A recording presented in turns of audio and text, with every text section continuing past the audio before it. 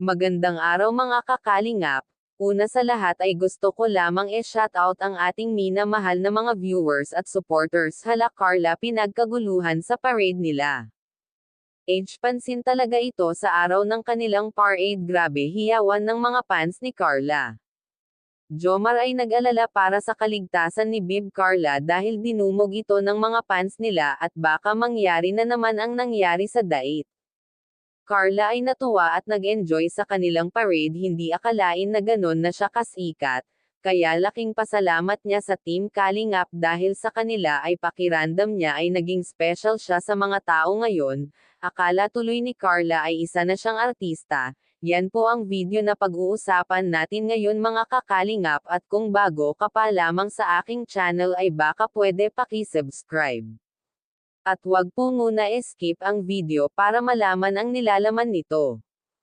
Kaya pala ganon na lamang kasikat si Carla sa kanila dahil isa na siya sa K-Angels, kaya marami dito ang nakakakilala. Carla ay nasiyahan sa mainit na pangsalubong sa kanya ng kanyang mga fans.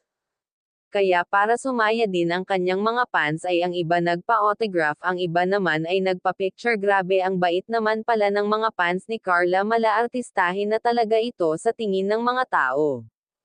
Jomar at nga kapatid nito ay masaya para kay Carla, close talaga agad sila ni Carla, at ang kukulit ng mga kapatid ni Jomar, Kuya Rab, ay sisiguraduhin ang kaligtasan ni Carla, kaya nakapag-desisyon na ito. Kuya Jomar ay labis ang pag-alala sa nangyari kay Carla sa dait, kaya sinundo niya ito para makapagpahinga agad kahit na sandali lamang.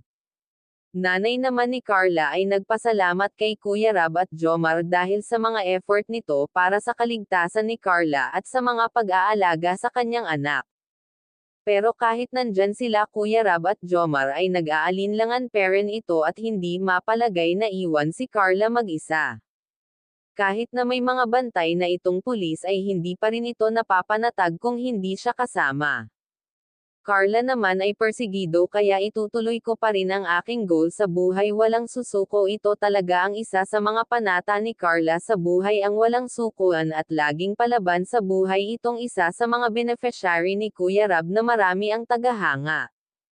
Well, alam naman natin na maganda si Carla at matalino, kaya marami ang nagkakagusto dito. At wag nga po pala natin kalimutan suportahan ang ama ng Kalingap na si Val Santos Matubang, at hanggang dito na lamang ang ating mixing reaction. Again, maraming salamat sa panonood.